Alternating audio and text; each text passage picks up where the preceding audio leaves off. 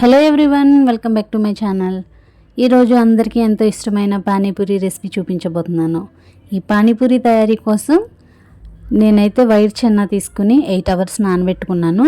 తర్వాత అది కుక్కర్లోకి తీసుకుని అందులో కొద్దిగా పసుపు, కారం, సాల్ట్ వేసుకుని మనం దాన్ని కుక్ చేసుకోవాలి. ఒక 7 విజిల్ అయితే రానివ్వాలి, అప్పుడే ఆ పప్పు కుక్ అవుతుంది. ఈ పప్పునైతే నేను గ్యాస్ మీద పెట్టేశాను. తర్వాత ఈ పానీపూరి వాటర్ ఎలా తయారు చేసుకోవాలో చూద్దాం. ఒక మిక్సీ జార్ తీసుకుని అందులో శుభ్రంగా కడిగిన కొత్తిమీర, పుదీనా కొంచెం, పచ్చిమిర్చి 4, 2 అల్లం ముక్కలు, కొంచెం నిమ్మరసం, సాల్ట్ వేసుకుని మనం మిక్సీ పట్టుకోవాలి. ఇప్పుడు ఒక ఖాళీ బౌల్ తీసుకుని అందులో మనం మిక్సీ పట్టిన దాన్ని వేసుకుని కొంచెం చింతపండు నానబెట్టుకుని ఒక పక్కన పెట్టుకోవాలి ముందుగానే.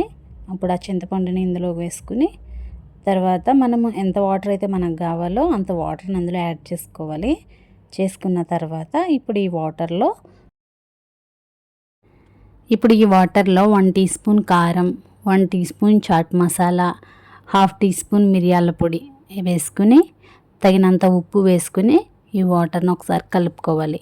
కలుపుకున్న తర్వాత మనం ఒకసారి టేస్ట్ చూసుకోవాలి.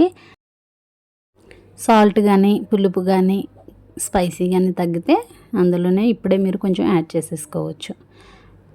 నాకైతే పానీపూరి రసం అయితే రెడీ అయిపోయింది. ఇప్పుడు దీన్ని ఒక పక్కన అయితే పెట్టేసుకున్నాను. ఇప్పుడు లాస్ట్గా పూరీలు ఎలా తయారు చేసుకోవాలో చూద్దాం. ఈ పూరీలు అయితే నేను రెడీమేడ్ తీసుకొచ్చేసానండి.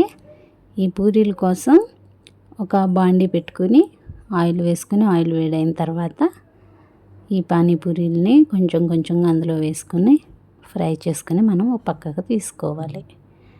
అంతే, ఎంతో టేస్టీగా ఉండే పానీపూరి అయితే రెడీ అయిపోయింది. ఈ పానీపూరి చేయడానికి గల కారణం ఏంటంటే నేను పానీపూరి షాప్ దగ్గర తినాలనిపించి వెళ్తే నాకు 10 దరంకి 5 పానీపూరి ఇచ్చారు. ఆ 5 పానీపూరి నాకైతే సరిపోలేదు, తినాలనిపించింది. అందుకే ఇంటికి వచ్చి నేనైతే పానీపూరి చేసేసాను. ఈ పానీపూరి అంటే మా ఇంట్లో ఉన్న వాళ్ళందరికీ కూడా చాలా ఇష్టం. పిల్లలతో నుంచి పెద్దల వరకు అందరూ కూడా ఎంతో హ్యాపీగా ఈ పానీపూరిని అయితే ఎంజాయ్ చేశారు. ఈ పానీపూరి రెసిపీ కనుక మీకు నచ్చితే ఈ వీడియోని ఒక లైక్ చేయండి, మీ ఫ్రెండ్స్కి షేర్ చేయండి. ఇలాంటి మరెన్నో వీడియోల కోసం నా ఛానల్ని సబ్స్క్రైబ్ చేయడం మర్చిపోవద్దు. Thank you for watching.